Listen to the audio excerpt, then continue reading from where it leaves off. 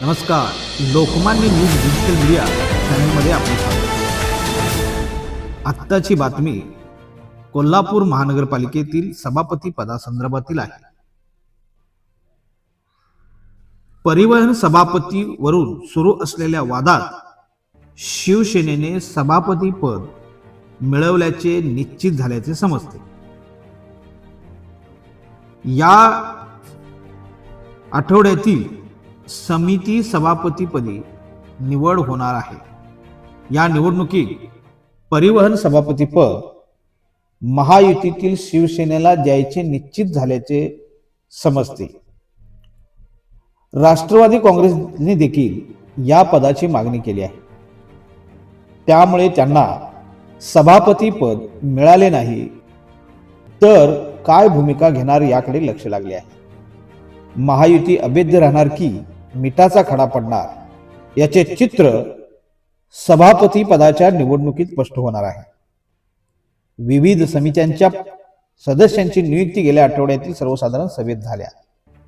स्थायी समिती सभापतीपद भाजपकडे जाणार आहे.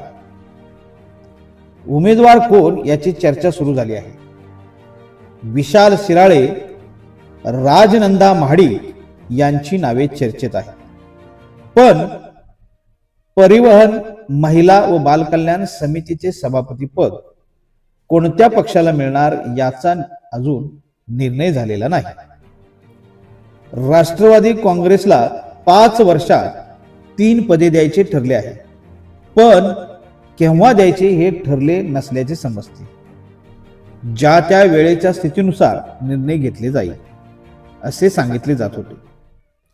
आता सभापती पदाच्या अर्जाची तारीख जवळ आली तरी अजून त्याची कोणत्या पक्षाला द्यायचे हे ठरलेले नाही. शिवसेना व राष्ट्रवादी काँग्रेसच्या या परिवहन सभापती या पदाच्या मुद्द्यावर जोरात खडाजंगी दिसते. यावर अनेक वेळा चर्चा देखील झालेल्या दिसत आहेत. परिवहन मध्ये होऊ शकते समान संख्याबळ. स्थायी समिती सभापती पद भाजपकडे असल्याने तिथे जरी महायुतीचे काठावर बहुमत असले तरी राष्ट्रवादी काही वेगळा निर्णय घेईल असे वाटत नाही. पण परिवहन समितीत भाजपचे 4, शिवसेना शिंदे गट 2 तर राष्ट्रवादीचा 1 नगरसेवक असे 7चे संख्याबळ आहे. काँग्रेसचे 5 सदस्य आहेत. जर या समितीत राष्ट्रवादीने काँग्रेस सोबत हात मिळवणी केली तर महायुती व काँग्रेसचे संख्याबळ 6-6 इतके समान होऊ शकते. अशा वेळी चिठ्ठीतून सभापती पद निवड होऊ शकते.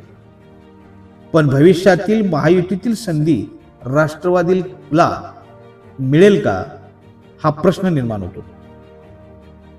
या स्थितीत शिवसेनेने परिवहन सभापती पद कोणत्याही स्थितीत सोडायचे नाही असे ठरवले आहे. परिवहन सभापती पद त्यासाठी सत्यजित जाधव, माजी आमदार श्रीमती जयश्री जाधव यांचे हे ते चिरंजीव आहेत. त्यांचं नाव परिवहन सभापती पदासाठी शिवसेनेकडून जवळजवळ फिक्स झाल्याचं समजतं.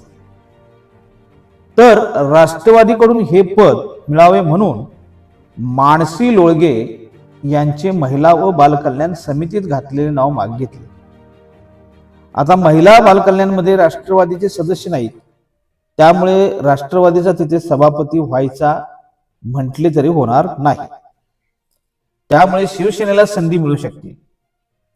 पहिल्या वर्षी राष्ट्रवादीला संधी मिळण्याची शक्यता कमी दिसते. या स्थितीत राष्ट्रवादी पुढील पदाचे आश्वासन घेणारी की वेगळी भूमिका घेते यावर पुढील राजकारण अवलंबून आहे.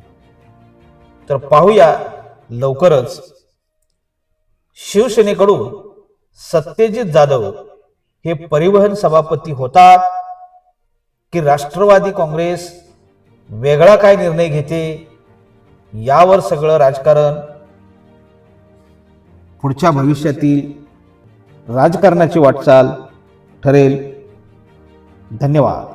अशाच नवीन ताज्या घडामोडी पाहण्यासाठी पाहत रहा लोकमान्य न्यूज डिजिटल मीडिया. धन्यवाद.